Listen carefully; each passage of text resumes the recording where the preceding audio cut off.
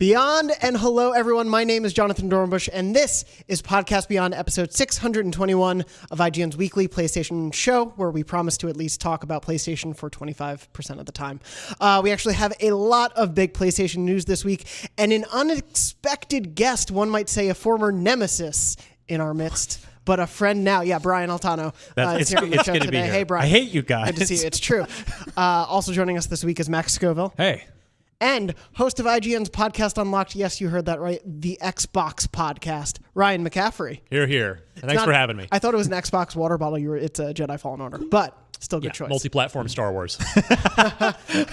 Ryan, thank you so much for joining us this week. More than happy to be here. We've, of course, brought you on to talk about the crazy MLB The Show news that we'll get to a little bit later in the show. There's actually been a lot of PlayStation news, not just from the State of Play, but we'll cover that. We'll cover some of our Game of the Year news here at IGN now that those are all out of the way, along with some other PlayStation news, what we've been playing. There's so much to go over this week, but before we begin, I did want to follow up on last week's show. We asked you at home to tell us some of your favorite games from each PlayStation home console generation. We went over ours on the show.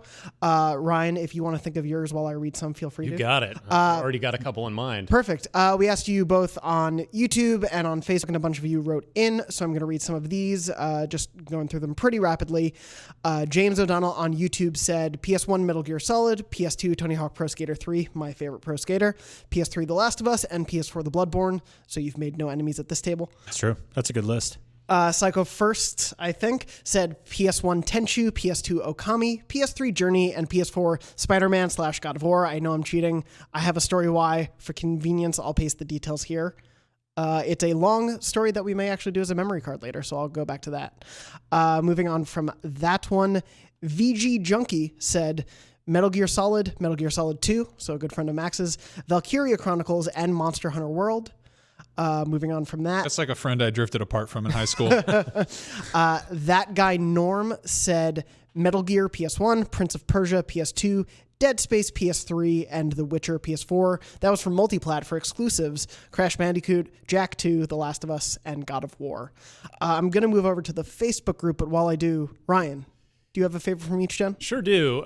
So I didn't own any consoles in the PS1 generation. I was a PC-only guy at that point in time. So What was your favorite bad PC port available on PlayStation? Was it Time Commando? It's a good call.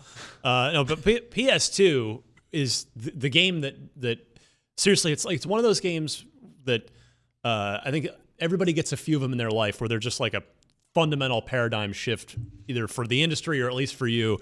Grand Theft Auto 3 was that for me, and that was my PS2 killer app. A friend of mine brought it over, and I literally went out and bought a PlayStation 2 because of that game. Oh, wow. Played it so much. I have so many fond memories of it.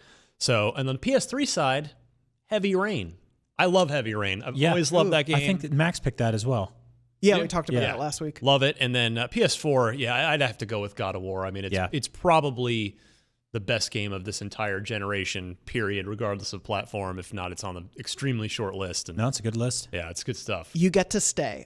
Moving to the Facebook Beyond group, Yair from the group, friend of the show, said Beyond PS1 Muppets Monster Adventure, which is related to a story that's told. PS2 GTA San Andreas, PS3 Mass Effect 2, PS4 God of War, which might be my favorite game ever, he said. Liz in the group said PS1 RE2, PS2 Silent Hill 2, PS3 Uncharted 2, and for PS4 broke the chain and said Spider-Man and God of War, I can't split them, which is a running theme on the show. Isaac said Tomb Raider 2 for PS1, Res or Eco for PS2, Uncharted 2 for PS3, and Horizon Zero Dawn for PS4.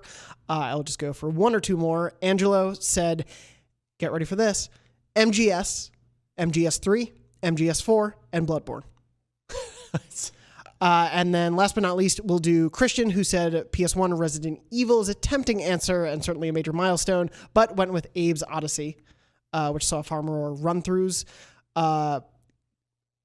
PS2 went for GameCube instead, said thank God for remasters. PS3, Uncharted 2 has to be, and PS4, Uncharted 4 until recently, but Red Dead 2 has recently knocked it from its perch. We had a lot more of you running down all of your favorites from generations. I'm sure we'll talk about more of our favorites from the generation when we get to the PS6. I kept waiting for one of those people to go the full just MGS on every platform. 1, 2, 3, 4. Yeah. up through 5. I mean, like Yeah. Bloodborne's awesome, but like what? I mean, and I also get it. You can stop the sentence in the middle there. Yeah. Bloodborne's awesome. I'm like, but Metal Gear Solid is 5 is great. Well, I understand why you might be upset with it. Okay. Yeah. But thank you for everyone who wrote in. For those of you who did read on the show and those who didn't, I've been reading all of them, and it's awesome to see everyone reminiscing and having a great time doing so, just like we did. Did anybody mention Pacific Storm or Motor Storm Pacific Rim? Frost, whatever it's called. Sierra Mist, Pacific Frost, whatever. I played that game. Motor Storm. Guillermo del Toro's. They did not. I'm sorry. Moving on from that, though, I do want to get to, I think, the biggest news bit of the week, this extended State of Play news crunch that we're just going to jump into, and we're short on time. So, Brian, give me a really quick version of the jingle. Da da da da da. I'm loving it. Perfect. Crunch. The State of Play. Sued, man. Don't worry about it. Today, December 10th, as we're recording the show, was the 4th and final State of Play from PlayStation of this year. One beset by a couple of leaks, but had some pretty great stuff nonetheless. I'm going to run down everything that was announced in case you've missed it, and then we can talk about some of the biggest stuff. From the top, Untitled Goose Game confirmed for PS4 and for Xbox as well. Yes. It's on Game Pass on Xbox, but on PS4 you can get it on both systems on December 17th. Spellbreak was shown, which is a magic-based battle royale, so basically Harry Potter battle royale. I'll take that. That's been in alpha testing on PC, coming in closed beta on PS4 in spring 2020. Dreams is transferring from its early access days to a full release on February 14th next year, which will then finally include the full story campaign that they've talked about before. Superliminal, which is this really cool first-person puzzle game that we've seen before. It's been out on PC, but it's getting a PS4 release next year. Paper Beast is a PSVR game from the makers of Another World, coming in Q1 2020. The Kingdom Hearts 3 Remind DLC, which leaked last week, was confirmed for a January 23rd release on PS4 and a February 25th release on Xbox. Moving on from that, Predator Hunting Ground got a... Where is that date? April 24th release date for PS4, coming to PS4 and PC. You played that, right? I've played it at PAX. Yeah. I actually had a really lot of fun with it. This new Max and I trailer. played it at Comic-Con. Yes, Yeah. it's cool. It they showed more versions of the Predators and basically the different armor and weapons that you'll be able to equip them with. Babylon's Fall, which is a Platinum Games and Square Enix collaboration announced 2 E3s ago that we really haven't seen, was confirmed to show us more next year. Which pushes it out of its original 2019 release window. We're expecting more info next summer. And then the big two at the beginning and end, or the end, RE3 Remake was confirmed as a fun little tease for the Project Resistance campaign. Project Resistance, that multiplayer beta that Capcom announced recently, is going to be the multiplayer component of RE3, which is getting a full remake and comes out April 3rd next year. I really love how they teed that up. I thought it was really cute. To be like, oh, it's the story campaign for this like weird experimental multiplayer thing we're doing. What could it be? And then like they started pulling on the string a little bit, and I'm like, oh, that's very Resident Evil 3. Oh, that's very. Oh, wow, that's a pretty big story campaign. Oh my God, it's just Resident Evil 3, the entire game. And last but not least, a Ghost of Tsushima teaser for a teaser trailer. There's going to be a Ghost of Tsushima full trailer at the Game Awards on Thursday, December 12th. So we'll get more of that. It's nice to see confirmation of that. It just ended with a to be continued message. So we'll have to find out more about that then. But I think the first talking point that we should get to from all of this is RE3. Finally confirmed, finally shown off in some respect. There was another video that went up that was essentially like a developer diary of the game coming together. What did you all think of that reveal trailer, especially after the leaks and everything? It looked great. I'll be honest, I've not been historically a big Resident Evil fan because, again, I never had a PS1. And then on PS2, I just didn't play them. My first Resident Evil, and I know like your audience is going to laugh at me for this, and that's fine. That's what I'm here for. I'm here to be the clown. RE5, when it came to 360, was my first one. I co-op through the whole thing with Mitch Dyer, and I had a fantastic, I loved the game. It was so much fun in co-op. And then RE6 was decidedly not good. But I'm now sort of like turned on to it, and RE2 is my game of the year ballot here at IGN. Control won, but it came down for me to Control, Jedi Fallen Order, and RE2. I had a great time with the Resident Evil 2 remake, and this one's going to be the 3 is it's the same engine, same over the shoulder. It's going to feel super familiar for anybody that's played RE2 remake, and yeah, I love that the 4v1 thing is just the multiplayer component of this. And I can't I'm also amused by the fact that 4v1 was tried like at the beginning of this generation, and it seemed like the industry and the community everyone rejected it wholesale. But now it's like come back and it's thriving and it's working. And Tom Marks said a really great line a few months back on the show that Evolve slipped so that other 4v1 games could run. Like it slipped and fell so that all these. But Fable tried to go that way and got canceled. And there were a few of them. I like to think that we've all made more friends over this last console generation. Maybe it's thanks to all the social side of things. The sharing. Back in the day, we had maybe 3 friends. We could do 4-player co-op, and now it's no, we got one more friend who we kind of hate. We're all going to try to shoot him together. I want to say you're sort of excused for not playing a bunch of the old RE games because I feel like a lot of those you kind of had to be in the moment for, and a lot of them didn't really age well. I mean, I think if you grew up playing games with tank controls like that, revisiting them was pretty easy. It was second nature. But playing a game like that with sort of weird third-person tank controls and limited inventory and just movement in those games in general is pretty cumbersome in retrospect. They were kind of hard to go back to. So I think that Resident Evil 4 and by extension 5 and by tragedy 6 was a lot of people's first jumping off point for that franchise. And that's kind of okay. I think you sort of get a pass on that. Thank you. That said, 3 was never really my favorite of the classic ones. I always loved the original because of the sort of die-hardy, self-contained environment thing, which got a pretty pixel-perfect remake in Remake. 2 kicked ass. That was the first game that really stretched that game outside of its limits of being self-contained and put it all over a city. And 3 to me always felt like, and this is, I'm gonna get crap for this. 3 always felt like DLC to 2 for me. It always felt sort of like almost to the nature of recycled assets, kind of an extension of kind of a 1.5 version. Yes, yeah, absolutely. Which was very common during that era, and nowadays had 3 launched for the first time after 2, people would be like, oh, this is a ripoff. This should be DLC. It should be free. Why is this a $60 thing? That said, it's got a lot of really cool themes in it, a lot of really cool weapons in it. I really like the way it sort of handles the city that isn't completely torn to pieces yet. There's still survivors. There's still hope in Raccoon City during this era and this time. And it expands sort of on that giant, horrible, Michael Myers-esque creature tearing apart the city and chasing you, and very much breaking through walls and catching you off guard a lot.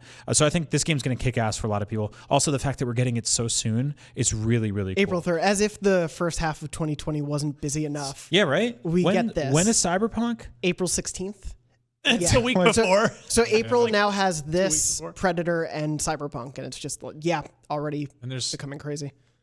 There's stuff coming out in March too, I think. Oh yeah, March is big too. March has Doom, Animal Crossing. Animal Crossing. Yeah, there's together at last. There's a lot of stuff coming out next year already. So part of me is like, when am I going to find time to play this? But I'm excited about this because I have very clear and fond memories of RE2 as a kid. I don't remember anything about. I don't think I ever saw Resident Evil 3 in action. I think I just kind of missed that one entirely. I think you did, but you probably just thought it was 2. Because they're they're visually identical in a lot of ways. I don't know. I distinctly remember Tyrant wandering around and dogs jumping through windows and stuff like that, and liquors and all that. And I don't remember. I remember seeing Nemesis and being like, that is a cool design, and then not really knowing the context there. Yep. So I'm excited to go into again to have sort of that deja vu of RE2 Remake. It's going to be cool to go into something that I don't have that at all for. You also you played through 4 for the first time this year, and you finished 2, which is I think you get it now, you kind of understand that language, and I think that and I've said this before, and I kind of got crap for it, but this brings us one step closer to Resident Evil 4 getting a full-on remake, and I know it doesn't need one. I play that game once a year. I agree, but yes, it does. But it would be great. That would be a cool one to see, what they choose to tweak and what they choose to update and how you approach that game.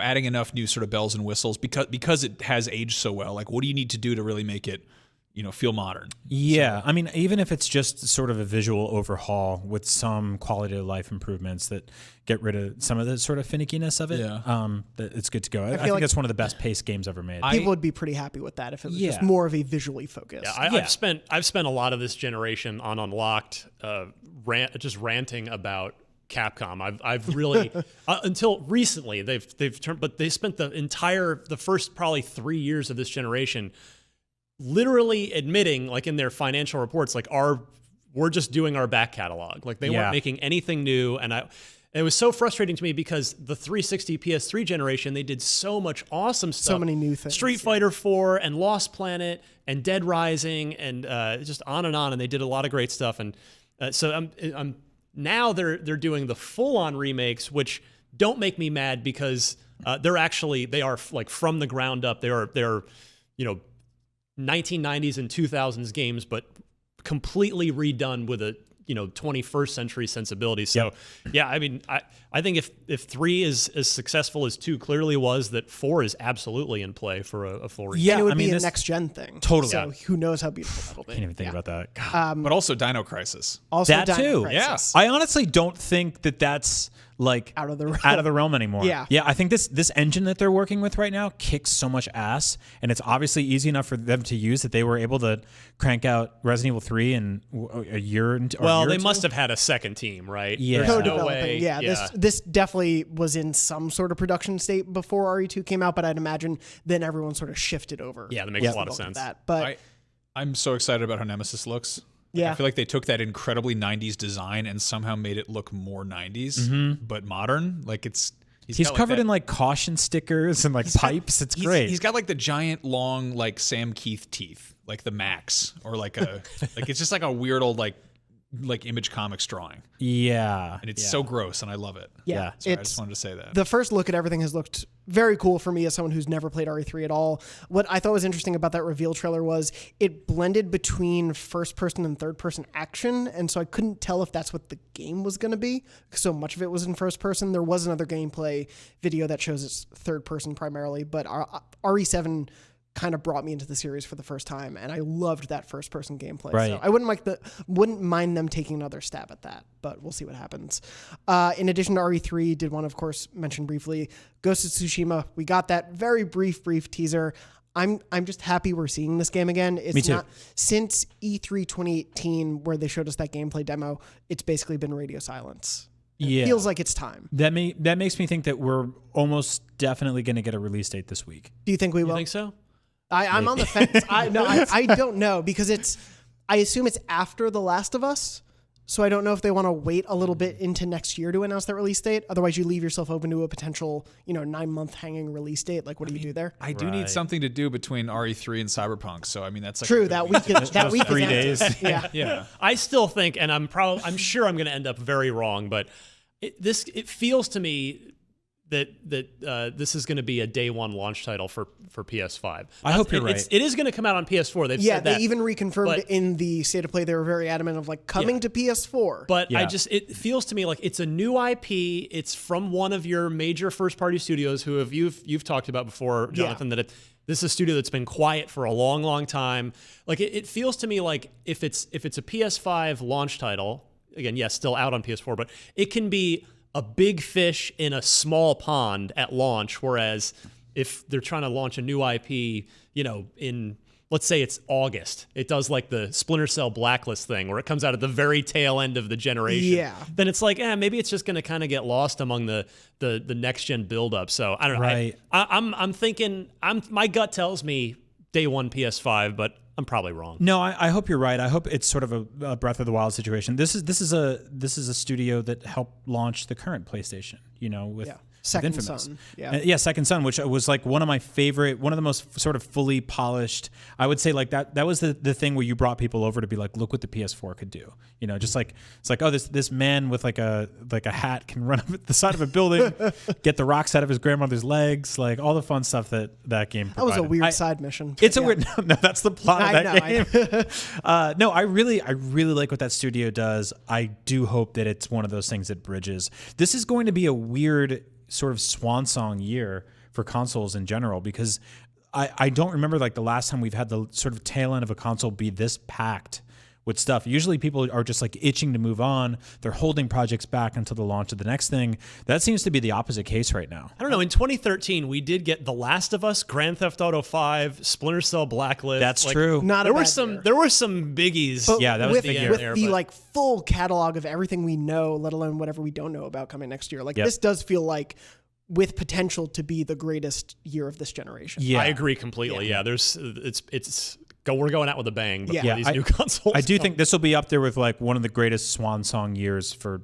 any console generation ever. Yeah. I mean, it's just insane. The fact that we're like talking about a 3-week window this packed and trying to figure out where 6 other games fit. Yeah. I'm wondering It's if there's some market research that tells them that like people are pretty happy with this generation still, or that they're like, we have like this big of an audience already. Like why start pushing stuff to next gen? Like you can kind of milk the people who are already on this console generation. Like, and I mean, what is clearly like backwards compatibility is going to come into play too. So. collective numbers between what Switch, Xbox, and PS4 in terms of like user base right now? What is that? Oh, like, well, what is it? What are we, 100 million? We're at 100 million with And PS4. what's the Switch? Switch total, I'm going to look 30 it or up. 40. I And think it's Xbox, around I think it's 30 around the million, same, isn't it? 30, 40, 50? Roughly, yeah, yeah. 40, Microsoft 50 or stopped something. giving out numbers. Yeah, so. the latest Microsoft number was sort of, I think, a like guesstimate based on some financial returns that a few analysts put together. But yeah, we're looking at like 40 million maybe there. So yeah, I would say an exceptionally safe bet is to assume that there will be 200 million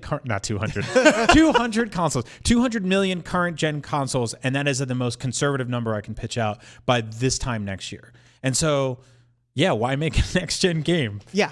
Why You only know? do that unless you have the money behind it? Yeah. So yeah, I wouldn't be shocked if I think Ghost being amplified on PS5 is one, great for that game, so it doesn't get buried when people are pushing for the PS5. But two, that game, when we saw it last year at E3, all of us were like, how is that on a PS4? Yeah. So I would not be surprised if that studio has the desire to really push this game. At some point, some of these games are going to have to sort of be the ones that step up and start twisting some arms for why we do need to buy a new console next year. Yeah. Because if you look at the first half of next year, you'd probably be like, I'm good. Yeah. I'm comfortable. I don't need anything else. If you were, obviously we are going to cover all of those games, but if you were just a consumer out there who's looking for good games to play, next year will probably give you like 3 years worth of stuff to Oh play. my goodness. Right, and Yeah. significant price drops on all the biggest games from this generation and all the consoles from this generation. Yeah, Like, it's nuts. yeah, they're gonna a bunch of games are gonna have to really step in and be like, this is why you need a PlayStation 5. And Microsoft Xbox planted their flag with that. They're attempting to do that with Halo. Yeah. Halo Infinite, they're saying day one launch title for Scarlet. Hopefully it's going to return Halo to its glory days. And that's the fun part. Like in 2020, we're going to find out what those games are from on Sony's We side. have no idea what Sony's going to put out I mean, next year. we can pretty much be assured it won't be Killzone again, like Yeah, with the probably not. PS4, because Yeah. that studio's a little busy with their new thing, Yeah. with a little, Yeah, little people- something called Horizon Zero Dawn. People didn't mind that game. So it's going to be fun to see what first party stuff Sony goes for at launch. Yeah. Yeah, it's very interesting, especially this year, or this state of play felt like it was very much like, hey, don't forget in the beginning of next year, we're still around doing stuff. Like, we know you know about PS5, but here's what we're still doing. And I do just want to briefly mention a specific thing with Dreams. I love that the game is finally coming out in a full release. If you didn't get it on the early access, anyone who purchased it in early access will get upgraded to the full version when it comes out for free. No additional issue there. Otherwise, you can buy the full game. That part's awesome, but to also celebrate that community, PlayStation Media Molecule announced the IMPI Awards. IMPI is the little spirit thing that follows you around, happening in January next year. You can nominate creators in Dreams right now for a lot of these awards: Creator of the Year, Dream of the Year, Best Visuals, Best Narrative, etc. And you can nominate people right now, and then there will be voting done by the community. One of the Podcast Beyond community's finest, Dan Kuhl, Kuhl, last name, makes amazing stuff in Dreams and doesn't just make our great Facebook Podcast Beyond group banners. He has been putting so much amazing work into Dreams. So please go nominate him. Please go jump into the Facebook group, which is facebook.com/groups/Podcast Beyond. Check out his work. It's all throughout there. It deserves the praise. It deserves the attention. It's so good. He basically is creating like a weapon arsenal for people, and it's amazing what he has put together on top of all the other stuff he's worked on. Quick shameless plug that's relevant to this topic. I had Phil Harrison on my monthly interview show, IGN Unfiltered. Yeah. And Phil Harrison was, of course, the head of, he was an executive at Sony, at PlayStation for many years. He tells a cool anecdote in that episode, if you're curious to check it out, about how Media Molecule gave the coolest pitch for a game that he'd ever seen for Little Big Planets. I could imagine. Yeah, those guys are endlessly creative. That studio is amazing. Dreams is out on February 14th in full. So Valentine's Day. same day as the Sonic movie. Same day as the Sonic. It's a great day for people who make weird art. Yeah. I really hope someone in early access right now is working on their own version of the Sonic movie in dreams. Make him hideous again. I want to see. Release the Snyder cuts. Other than that, I think those are the biggest things out of the state of play. Anything else that really grabbed any of your attentions from the show? Not to throw shade, but they are shamelessly just grabbing the Nintendo Direct visual format. I feel like they started off State of Plays with like sort of their own identity. Yeah. That was kind of aping Nintendo a little bit. And that I feel like the gloves are off Just on gets that. closer and closer. Yeah, which is great. It's a great format. I mean, I hope Xbox steals it next. Well, that's the thing is that the inside Xbox things feel, and I know a lot of time and energy and hard work by people goes into it, but they feel too long and overproduced. Like there's a reason that Sony is aping the Direct format because it works. Yeah. Like it totally works. It's just like 20 minutes, give me what I need to know. No, we're not messing around with hosts or teleprompter guests or anything, and just like, here you go. Yeah. No, I mean, for clarity, I woke up at 5:45 this morning. I made a cup of coffee and I got into bed and opened my laptop to watch that. And I think that would have been a very different experience had it been like a 90-minute mumbly half podcast thing like Sony attempted at E3 2 years ago. Yeah, that was a nightmare. And seeing what they've done with State of Play, I think has kind of been a like direct reaction to that E3 conference. No pun intended.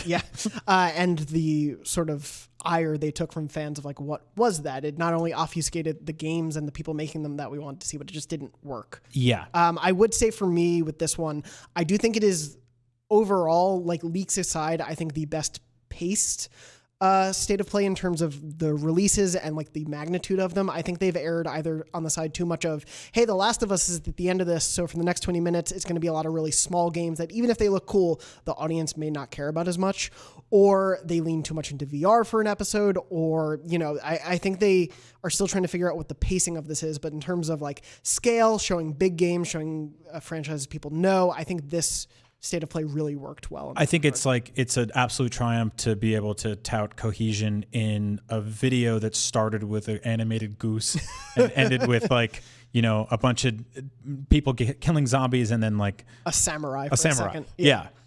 Yeah. The only thing for me that I think they can really improve on still is continuing to ape the Direct format and get rid of the VO as much as possible.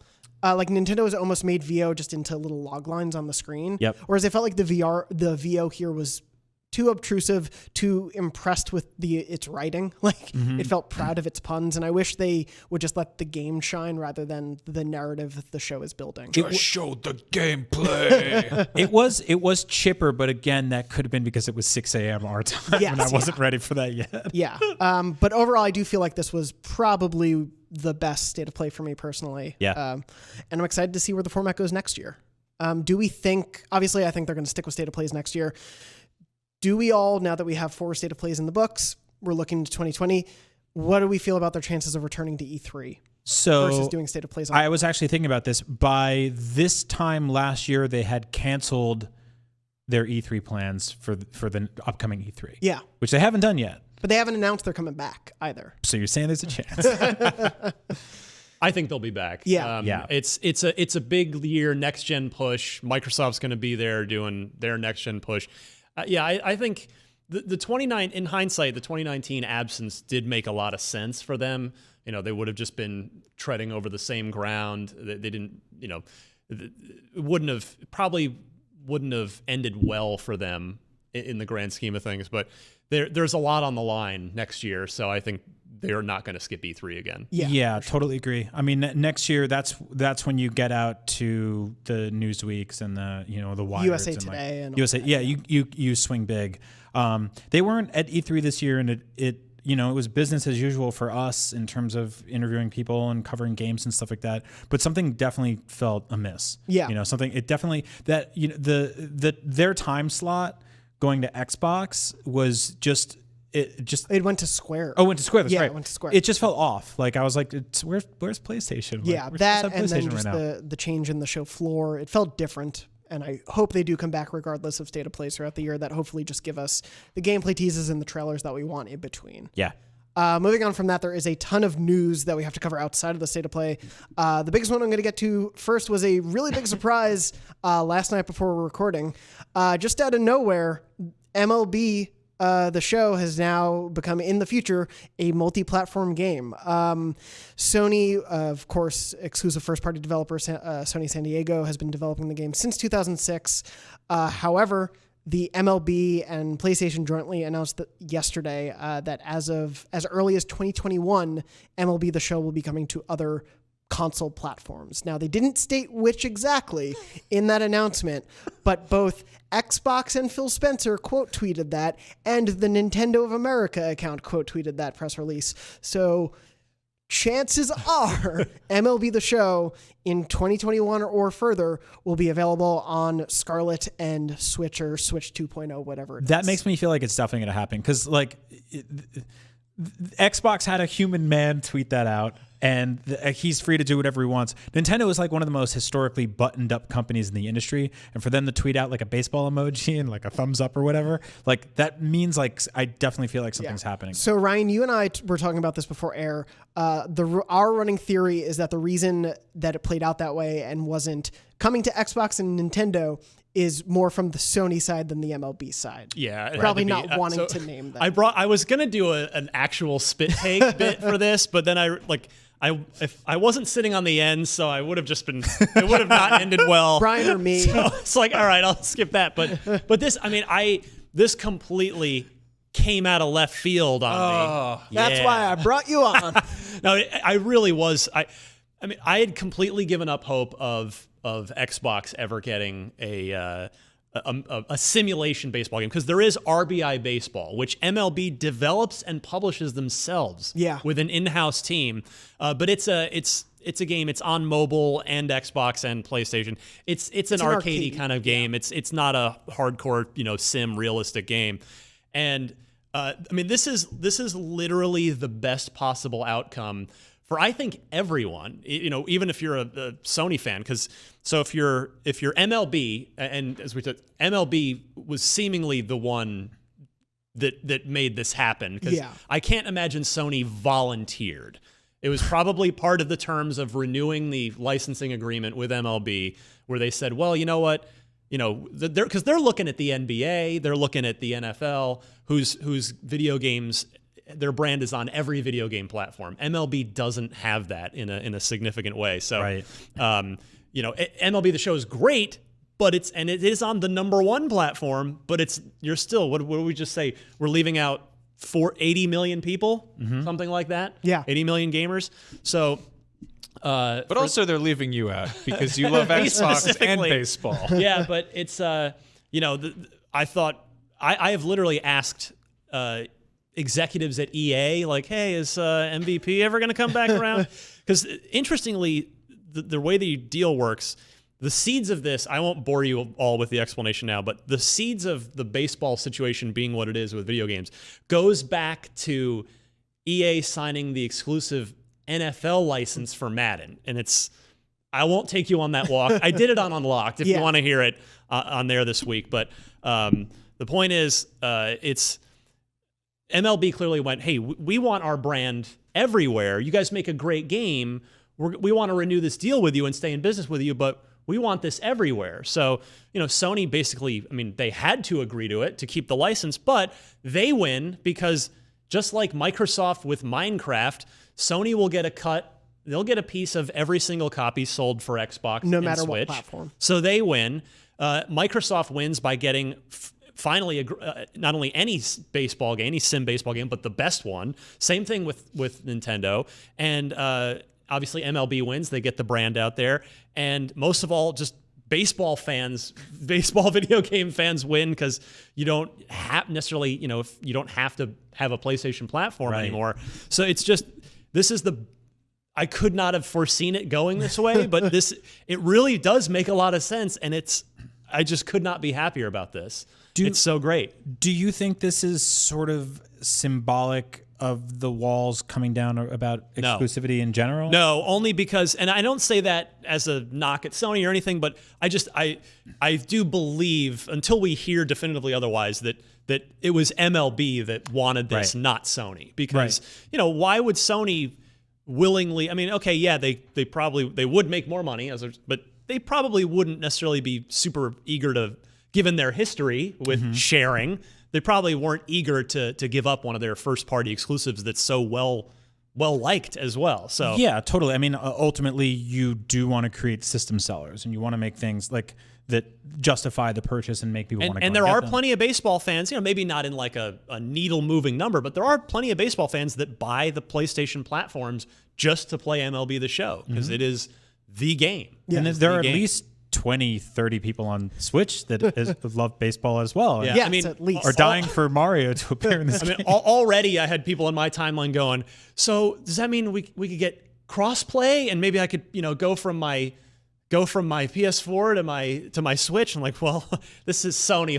Let's slow the roll there for a minute, one step at a time. But I hope so. I think we'll see. Go ask your mom. Hopefully MLB mandates that too. Yeah. I mean, that said, I think it's like we are heading into pretty new territory with the way Xbox is handling their exclusives and putting some on other consoles. You look at stuff like Minecraft. You look at like Ori coming to Switch. Yes. And a bunch of other games like that. Cuphead. Yeah. And then PlayStation games like God of War being launchable on PC via PlayStation Now. It's getting a little bit more gray. It's still, there are still going to be definitive console exclusives for each company, but I do think that things are they're starting to shake up a little. I hope so, and I guess this will be the first time that the Sony logo has ever appered on the screen on an Xbox. So weird. Sony San Diego, and by the way, good for Sony San Diego too. They've been making a great game for years, and not that they were in jeopardy whatsoever, because actually year over year I always see MLB The Show charts seemingly higher and higher every March and April. Like it sells really well, but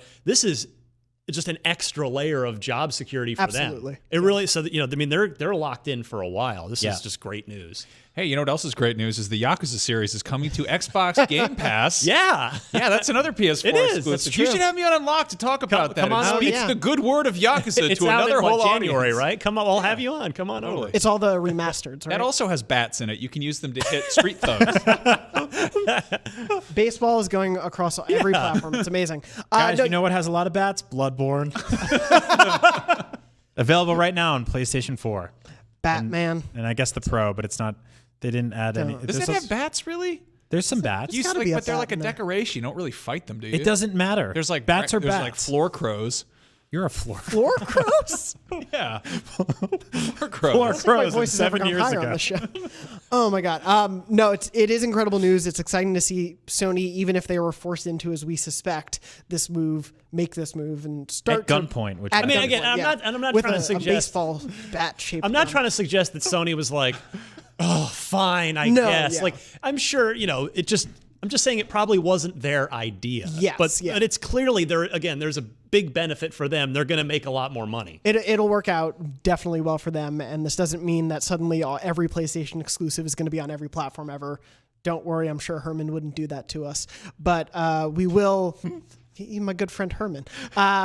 We'll see a lot how that plays out starting in maybe 2021. It'll be a really interesting thing to follow. So MLB The Show 20 will be out in March. Yes. Or it's usually March. Yeah, March 17th, 2020. Thank you. Yeah. That game is almost done as we sit here for all intents and purposes. So it will, the way they phrased it with the as early as leads me to think that they are aiming for Scarlet and PS5. I mean, of course it'll be on PS5, but if it works out that they just need more time, like I guess there's probably the option there to bump it to 2022. Yeah, it's a brand new part of their production cycle that they've never had to factor in. So I think setting the expectation, hey, we're going to aim for it. If it doesn't work. I mean, they're going to be getting Scarlet dev kits at Sony San Diego and Switch kits, and they're almost certainly going to have to staff up a little bit for this. They're going to be hiring, I'm sure, to handle the additional SKUs there. So. It'll be really interesting to see how that all plays out in the next couple of years, and very exciting to see, I think, for everyone involved. Yeah, every year around February or so, Ramon Russell, who's the community designer, one of the gameplay designers from MLB The Show, comes in here, does his media tour, and he shows me the game. I always do the coverage for IGN because love baseball, love the game. And so, next year it's going to be like, hey, Ramon, bring the Xbox version. Let me see that. That'll be kind of crazy to see a PlayStation dev bring us an Xbox version of the game. Moving on from that one, wanted to bring up another story that broke late last night via box art cover, my favorite way news stories break, which confirmed sort of the terms of FF7 Remake's exclusiveness on PlayStation. We've known that it'll be exclusive when it launches on PS4 next year in March, because again, 2020 is kind of busy. However, the box art now has a very specific little button and a little piece of art that says, PlayStation exclusive, play first on PS4, with a follow-up small text message that says it will be a timed exclusive until March 3rd, 2021. So exactly 1 year. 1 full year of exclusivity, which not a bad deal. And wasn't there another recent PlayStation exclusive that was the same thing? It was exactly 1 year. Oh, yeah. I feel like I can't remember if it was... I can't remember what it was. I think I know what you're talking about, but I can't remember. And that was similar to Rise of the Tomb Raider, right? That was exclusive for like a year. Exactly 1 year. Yeah, and right. they wouldn't talk about it as if it was coming anywhere else, but they're like, yep. And then eventually it came to other platforms. Seems to be the industry standard. Yes. 365 days. Yeah, stay mum until you have to talk about your game coming to other platforms. And last but not least, I just wanted to mention this. We didn't get to talk about it last week, but the PlayStation Plus free games for this month are Monster Energy Supercross. I believe I have the name of that game correct. And Monster Energy Supercross. That's how you have to say it. That's how it's pronounced. Titanfall 2, which if you're enjoying Jedi Fallen Order or Apex Legends, play Titanfall 2. It has a single-player full campaign, first-person shooter made by Respawn. So much fun. The devs of both those games. It is easily, if not the best first-person shooter campaign of this generation, it's top 2 or 3. Yeah. It's phenomenal. Also, the multiplayer is still tremendously popular, and this is only going to help things. So you'll have no shortage of people to connect with and play and beat up with robots and run on the wall. Stand by for Titanfall.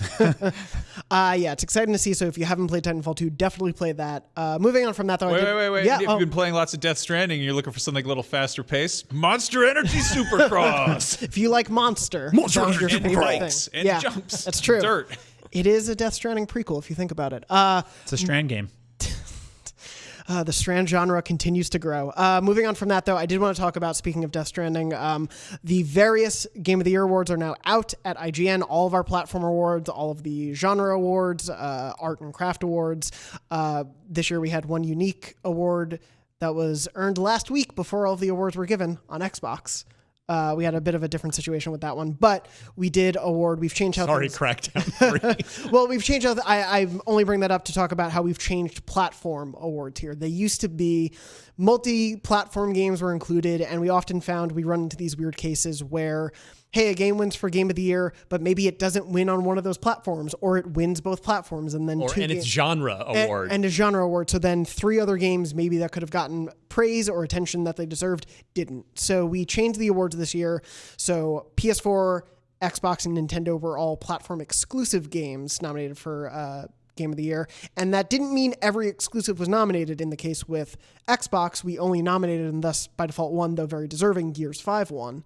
And then on our side of the fence, not everything won or was nominated, but Death Stranding was nominated and won as Best PS4 exclusive from the staff vote. Death Stranding also won the community fan vote, which we run alongside our nominations for Community Game of the Year.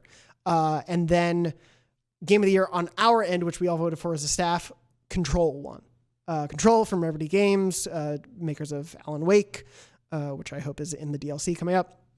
Won Control. I've talked about that game ad nauseum on the show, so I won't go into too much of why I'm happy it won, but I did want to say congratulations to Remedy and the team there. Well-deserved win. They tweeted out like a very heartwarming video of a bunch of them learning for the first time that they won, and it was really sweet. Yeah, it was a very moving video, and it was very great to see. And that's, I think, for me at least, and I don't want to speak for everyone here, one of the best things, like it's so weird to always be like, what is the best thing of the year among all these varied games? But when you see devs who take so much pride and care in their work get to celebrate that, it can mean so much to see that. No, I think we knew from a couple months ago that this was going to be a very fascinating year, divisive year, that there wasn't going to be a God of War, but there were going to be a lot of sort of slightly smaller games that kind of split the staff in a lot of ways. I mean, there were some people that really liked Control and some people that didn't really like Control. We had a lot of people on staff who really liked Death Stranding. I know the sort of like outside looking in is that IGN hated it. Like we didn't. We almost gave that game a 7. It was right under that. If you watch our spoiler cast and stuff like that, that was composed of people who really enjoyed a lot of things about that game and really championed for it. for me, it was like ultimately between Resident Evil 2 and Fallen Order, which I really enjoyed. Like, it was just one of those years where I think Resident Evil 2 and Control were in the lead, and then there was like 5 games under that were pretty much tied. I think a lot of people also felt like weirdly hesitant for Resident Evil 2 because it is technically a remake. Like, there's a whole debate around that. Like, can that get even though, what is it called? The Lady Gaga movie with the Bradley Cooper. Star is Born. That's a remake that's been done over twice and that still gets Oscars. It's like there's no rule set here. We're kind of making it up as we go along. Well, I kind of did that. I did it in my own head where I was like, Link's Awakening was like the most fun, most pure joy I had playing a video game this year. But I kind of tucked that to the side and was like, pick something more original. Yeah, I mean, and I picked Fallen Order, which isn't really original. It's like 7 different of my favorite games hit bashed together to make something new. That's like the whole issue with video games is that they do so many different things that how do you sort of like how do you make them compete against each other? Yeah, I actually don't know because I mean I noticed the Game Awards doesn't separate things in its own. There's no like definitive best remake category or something. But maybe if that's where we keep heading as an industry, that's going to be something that we might have to do. I think it outright sucks that for whatever reason Respawn kind of got snubbed across the board this year. They dropped Apex Legends this year. Yeah. Correct? It won our best shooter, so it did win a major genre category from us. But I mean, you look at how many people are playing that and like the fact that they came out of nowhere with no marketing. They were just like, boop, it's out. Here it is. And then they've continued to support it. And then they also were like, oh, and here's the first good Star Wars game we've had in, quite some time story-wise. And it was just both of those in one year. And for whatever reason, they kind of got... Apex also got. I mean, they had a phenomenal year. Apex also got nominated for Best Ongoing Game, which is interesting because it's the newest of all the other games in that category. And so How is that ongoing? It's been ongoing since 2 months into this year. I mean, I guess like I hate that. I hate these categories. I mean, that's why we have made big changes like this year, and we keep making changes. Are we talking about our categories or the Game Awards categories? Any right categories. Just because we were mentioning which do you like better, action or action adventure? I know. What about adventure? I think what's really important bizarre, though is that how video games bring us all together, Yes. and that we never fight. Game of the Year is a celebration that everyone always agrees on every part of. Yeah, I thought you were talking from us to the audience to everything. Yeah, I think it's just really nice that we're all on the same. You mentioned Respawn kind of getting snubbed, and a big thing online is people are frustrated that Jedi Fallen Order missed. There's a date cutoff for the Game Awards, so it is not nominated for the Game Awards Game of the Year. But going back to last year and the cutoff, Super Smash Bros. Ultimate is for this year, even though it came out in 2018. So I actually I read a weird thing about that, by the way. The Fallen Order thing was that apparently it was eligible this year, but where it landed was too late for anyone to have actually played it enough to nominate it. And so I think that game, in terms of the Keeleys, just falls through the cracks of time. Like, I don't think it's going to be nominated next year. If you want your game to get snubbed by the Game Awards, you got to release it in the middle 3 weeks of November. Wow, that's almost like a really popular time to release games. That kind of seems like an oversight. Maybe that's why they have the Oscars in like January. Mm-hmm. They used to be at the end of February. It's tough. And they moved. There's definitely there's no smooth way for all of this to go down across every outlet, and even with everybody. It's tough. I think we need to do it like yearbook honorifics, where it's like best dressed, coolest companion, funnest noise. Well, BD1 would for win sure. That. Yeah. Best jumping. Ooh. Not Jedi Fallen Order. Control. I actually, when you get the double jump, it's like that's pretty good. His jump is so awkward though at the beginning of that game. It's a little awkward. Anyway, best slides. I hated the slides. They were my least favorite name a part better of the one. game. The Shoots ones and at ladders. Jungle Gym. Death Stranding had some good sliding. Get on that little hoverboard, go down the side of the hill. Yeah, better. Yeah, sliding. it also had some good sliding when you didn't want it to. Yeah, that's true. They get in the mud, not the psychic mud, the regular kind. The real mud. Anyway, congratulations to Control for that win, and to Death Stranding for winning PS4 exclusive. Obviously, it'll be a very interesting year to factor in new consoles next year and how that affects the vote then. Yeah. But if you haven't checked out any of the winners, go check that out on IGN.com, on YouTube.com/IGN. We have a bunch of videos, a bunch of stuff about all the winners. So much of the staff worked so hard on this. And in particular, I wanted to shout out our cast member who can't be here right now, Lucy O'Brien, and senior features editor John Ryan, unrelated despite the rhyming. They both worked so incredibly hard over the last couple of weeks on this project. It is like a Herculean task to get everyone in this office to do one thing together, let alone the most important thing of the year. And we all wrote blurbs for the different stuff, right? Yes, yeah. You can check out all of our writing about all that stuff on the nominee and award-winning pages. And yeah, it is a full staff effort led by the two of them, and it is such a huge investment that we all make, and I hope you all enjoy it out there. Yeah. Before we wrap up, I wanted to talk a bit about what we've all been playing as we head into the end of this year, especially now that Game Award nominations are all over for us.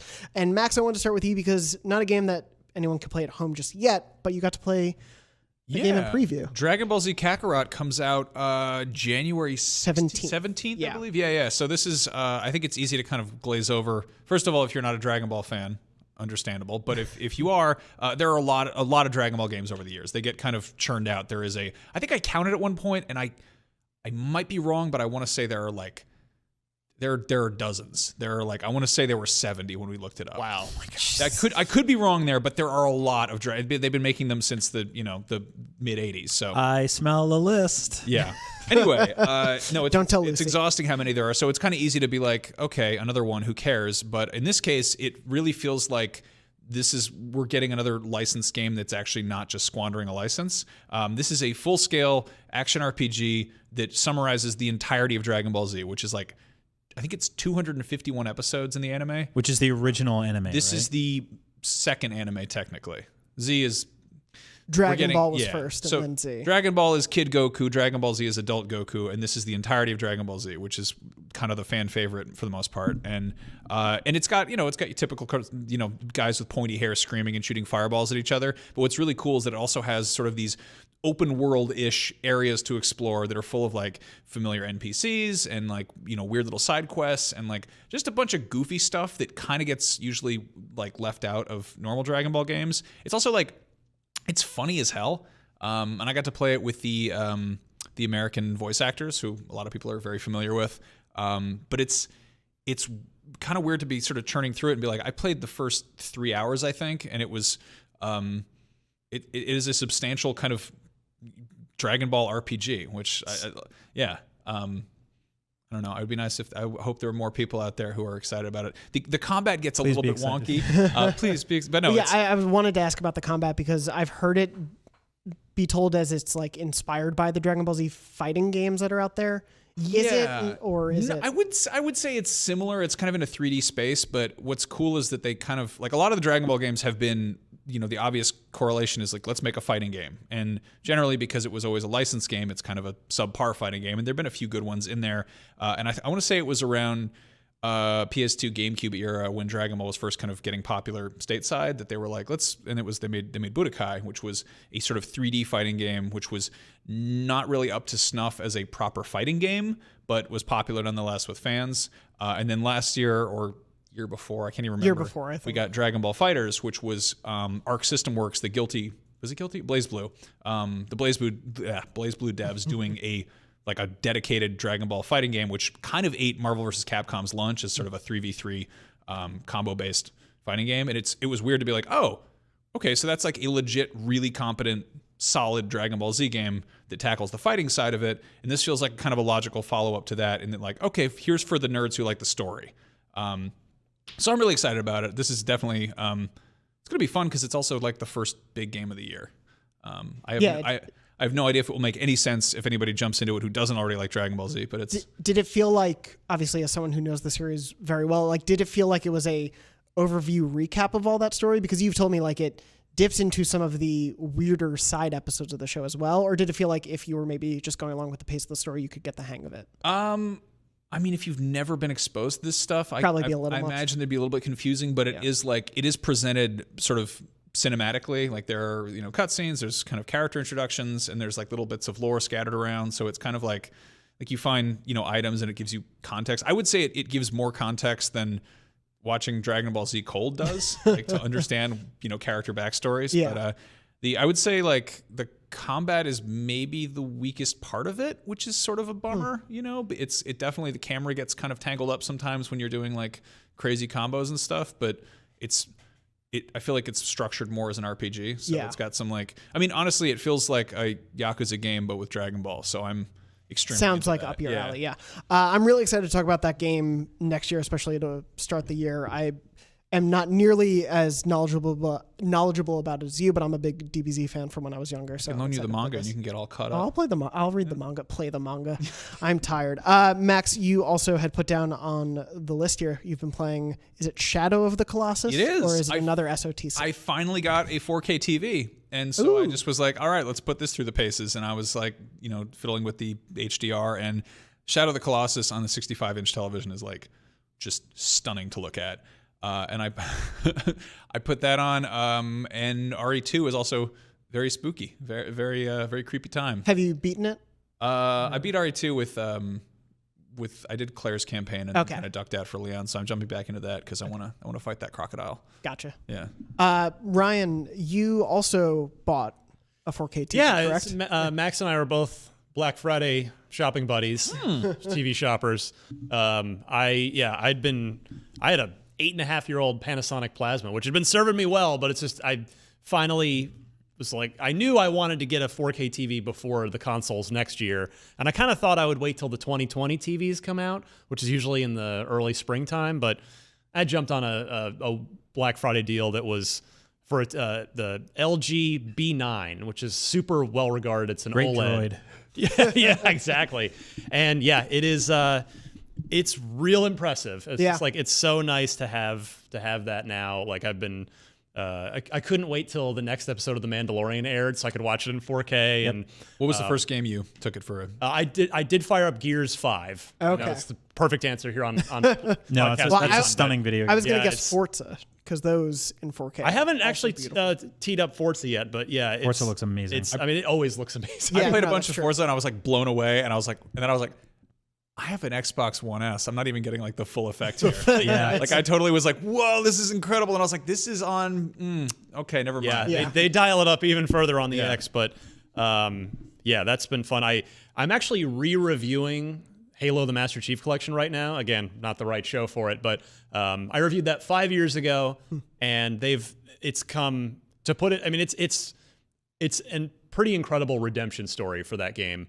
So I'm finishing up my review for that now. I've been having a blast with it, but I've started The Outer Worlds to talk about a multi-platform game, and I put a overwhelming number of my points into conversation-based skills, and I want to just be able to talk my way through anything as a sarcastic a-hole. That's my plan. For that that's game. Been my plan too. That's your life plan. Yeah. But I'm basically cosplaying as Brian Altano. Perfect. In The Outer Worlds. In space. Yeah. I want to know what it's like to live. Did you make yourself real stupid? No, I did not go with the idiot route. Although I've heard it's a very fun way to play the game. It's pretty good. You can just be like too stupid to like get in trouble in some parts. It's awesome. Ignorance is bliss. Yeah. I've been playing as a very cool space grandma, is how we've been describing her. She's just very, very athletic space grandma. Brian, what have you been playing? Speaking of redemption arcs, I've been playing Battlefront 2. Yeah. Obviously, very similar to the Master Chief Collection, where it launched and there was a bunch of chaos that ensued.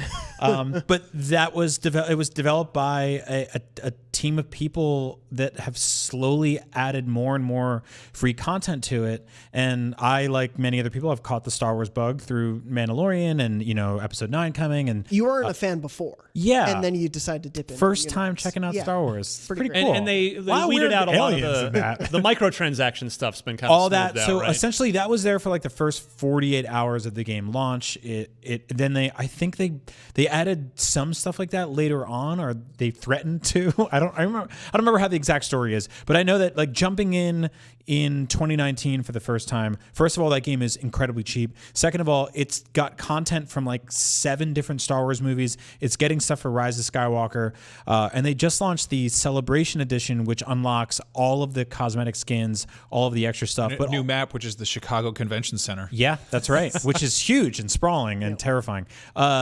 And yeah, I really like that game. I think that game has had a very sort of like vocal audience for the last few years. People have been really, really into it. It hasn't gotten a sequel. It hasn't gotten like any spin-offs or anything like that. But when that game first launched, it was sort of like it had a 3-hour story DLC, and it was pretty good. And then had some multiplayer stuff, which was pretty good. But they've quietly kept pumping new content into it and made this like really fun Star Wars game. So if you see it dirt cheap over Christmas break, or like if you grab it for $10 digitally or physically somewhere, give it another chance because there's a lot of cool stuff in there. It didn't ask for any of my money. It still looks gorgeous too, right? Yeah. Despite being a few years old now. Yeah, I jumped into a match that was basically like Clone Wars era, and I'm fighting battle droids, and Dooku and Maul showed up, and Dooku was wearing like some weird like evening gown pajama skin that they patched into the game at some point, and it was just a really good time. And I got like a 10 kill streak on like a ATDP, and I'm like, hey man, this is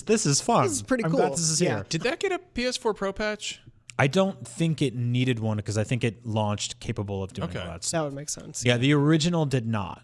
Right. So the original is like 2015, which was before the PS4 Pro. Yeah, I've been thinking about jumping back in just out of curiosity because between Mandalorian and I've been playing a bunch of Jedi Fallen Order, I've like, I want to see more Star Wars right now. And I've been playing. I finished Jedi Fallen Order. I beat it 100%ed everything except for 2 trophies, because there was a bug in my game. Oh. But they are patching it tomorrow. They actually announced today. I've been checking their Twitter accounts and everything daily. I had a thing where the bounty hunters never appeared for me. Oh. Ever. Oh, yeah. And so there are 2 trophies that prevent you from unlocking. I've 100% of the map. I've found everything. I think I got that achievement on Xbox because it's like be abducted by each one. Each of the 3. So. Yeah. Oh, that's interesting because the bounty hunter fights were like really fun. Yeah, I've heard they're great, and I've been around every single planet for hours. And I think it was over Thanksgiving break, for 2 hours, I like found spawn points online where they were supposed to be, and I just kept refreshing and like resting and going back and forth to each one for 2 hours, and was like, what is going on with these bounty hunters? And then looked online and was like, people were, they'd never show up in our game. On the plus side though, you got all the ponchos. I did. Which is your favorite? The red one. There's like a red and brown one, I guess. I don't know. There were too many ponchos. I actually never wore them. I didn't for 75% of the game, and then my girlfriend and I, who was watching with me as I played, was just like, let's just see what one of them looks like. And we found one we liked. But yeah, the ponchos are not great. I played through like half of it with like the pink one on, and my wife came in and she's like, why is he wearing that? And I was like, oh yeah, sorry, let me fix that. Yeah.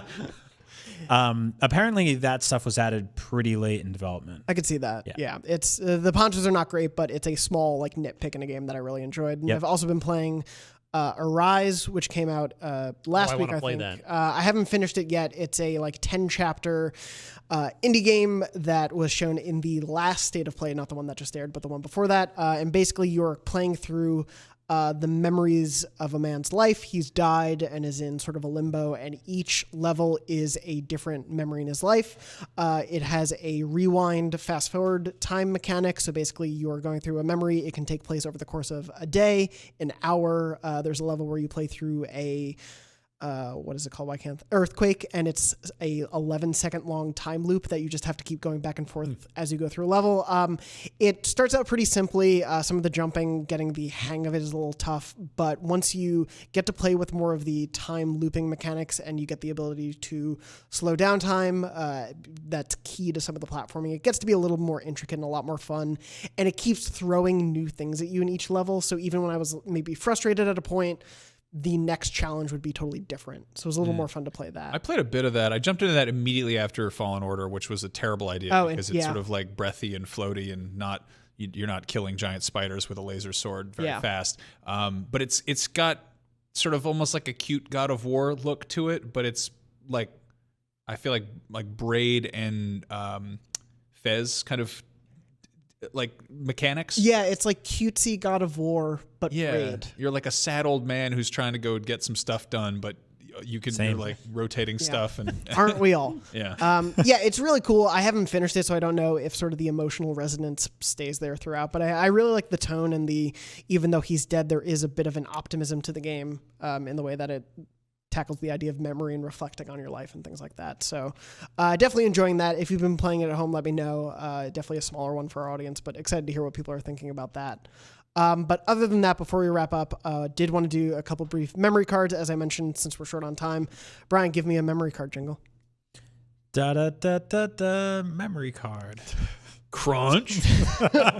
Memory card is our weekly. That's not a normal thing we do on the show, by the way. Memory card is our weekly topic here on the show, where we read your memories that you write into us of your PlayStation gaming life, whether they're funny, sad, weird, happy, whatever. We read them on the show. You can write into beyond@ign.com with the subject line memory card, and we'll read a few each week. I'm going to read that one. Do they have an 8 megabyte limit? Thankfully, they're only text, so they have quite a bit of space. I wanted to read that one from YouTube I promised to read, which was from Mantis? He's reading our memory Psycho cards? Mantis is reading our memory cards from YouTube on the youtube.com/IGNBeyond. Please subscribe.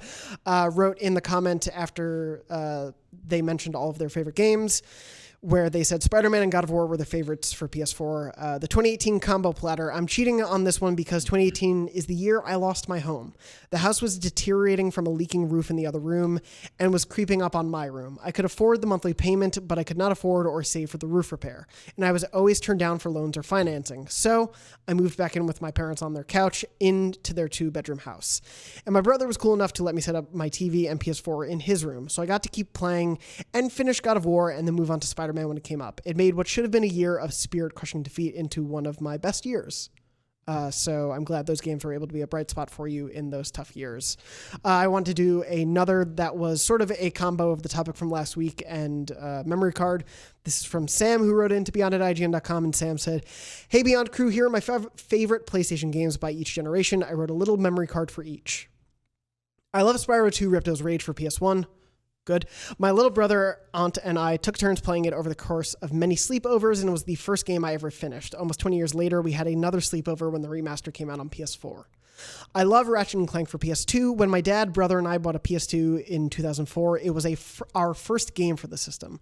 But when my mom found out what the T rating meant, we weren't allowed to play it anymore. For reference, I was 7 at the time, my brother was 5. But whenever my mom went on work trips, my dad would break out the game, and the 3 of us would play together. I've been a Ratchet & Clank fan ever since. The Last of Us is easily my PS3 choice because it's my favorite game of all time. I was turned off by the game's difficulty at first because I had never played anything close to survival horror before. But during a snow day, I was home alone and got sucked into the final 5 hours of the game. The giraffe scene was the first time a game ever made me cry, and the ending still stuns me. Lastly, Journey is my PS4 choice. I know it's a cheat, but the PS4 port was my first time playing it. It was a magical 2-hour journey through life and death. It's the only other game to have ever made me cry, and I listen to its extremely moving soundtrack on a weekly basis. Austin Wintory's soundtrack, I think we've talked about it on the show before, is just amazing.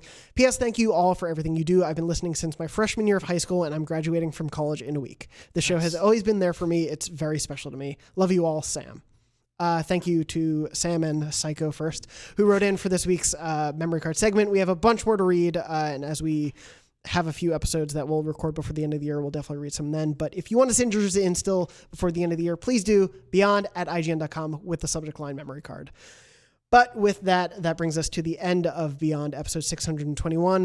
Remember, Beyond is live every Wednesday at 3 p.m. Pacific at beyond.ign.com, youtube.com/IGNBeyond, and your favorite podcast services around the world. Before we wrap up, does anyone have anything they'd like to plug, Brian? Yeah. Matt, did your Unfiltered go up yet? Next week. Okay. So Ryan and I took turns interviewing Stig Asmussen from Jedi Fallen Order. He's the director of the game. He's worked on GotY War games. He's worked on it's just an incredibly long pedigree of stuff there. Just a fantastic dude, knows his Star Wars stuff. And we did a show called Expert Mode where he and I just talked like two bald, excitable men about Star Wars and how the game came together and cool stuff they wanted to do and cool moments. It's spoilery, so just a heads up, but definitely check that out. I'm super proud of it. And then Ryan? IGN Unfiltered. Thank you for teeing that up. That's sort of my little pet project here that I keep waiting for some higher up to cancel, but thankfully it hasn't happened yet. But yeah, every month I sit down with it's kind of like an Inside the Actors studio, but for game developers. And whereas Brian talked to Stig about sort of specific key design decisions in Jedi Fallen Order. On Unfiltered, I talked to them about their whole life and career and sort of the strange parallels that end up getting drawn between the decisions that they made early in their career versus what leads them to where they are now. Not spoilery in my case, so you can watch Unfiltered without any Jedi Fallen Order spoilers. But I've had cool Sony people on too. I've had Ted Price on, Amy Hennig on. Jack Trenton on way back. So yeah, it's just, if you want to kind of hear more about the people behind the games, look up IGN Unfiltered, and I would be grateful. Awesome. And Max? We should have some new Up at Noon stuff going up this weekend, I believe. Yes, maybe, I think. I don't know. Yeah, we're clearly on top of that. Up at Noon is the nonsense. Dragon Ball. I previewed Dragon Ball. I should have that up very shortly by the time this episode is up. They gave us a very, very quick turnaround for that embargo, which was, I was like, it's going to show up in the Sony Direct or whatever, and then it just didn't. It didn't. Like, all right, well, whatever. I guess I'm just going to get it crunching on that one. But yeah, no, just I don't know. We're getting ready all sorts of nonsense for the sort of holidays, and yeah, should be fun. And for me, the thing that I would tout this week is just please read all of the news coverage on IGN this week. Myself, Matt Cameron reporter, Jesse Wade, our homepage editor, and all of our writers. This is the busiest news week since convention season, like other than Gamescom and E3 week. I can't remember a busier week in the year with everything going on. So please read it. There's a ton of great coverage from us going up for the Game Awards, for the Nintendo Indie World Showcase, for the State of Play from earlier this week, all of that. It's so busy, in fact, that not until this moment did I just remember that on Monday they announced a new BioShock game. That's how crazy this week is. Oh, yeah. Yeah, that happened. They're bringing that back. Covered on Unlocked. Good. Thank you for that, Ryan. As a huge BioShock fan, I feel like an idiot. But yeah, that happened on Monday, so go check out my story on that. We actually spoke to the head of the new studio. As much as they would tell us about the new game, which is, quote, very early on, the early end of the process. Yeah, so it's got a ways to go. They're going to be working on it for several years, but it's a new internal developer at 2K. Get all that info on IGN, all that's there. But other than all of that, thank you so much for listening or to watching the show. And as always, beyond. Beyond. Beyond. Beyond.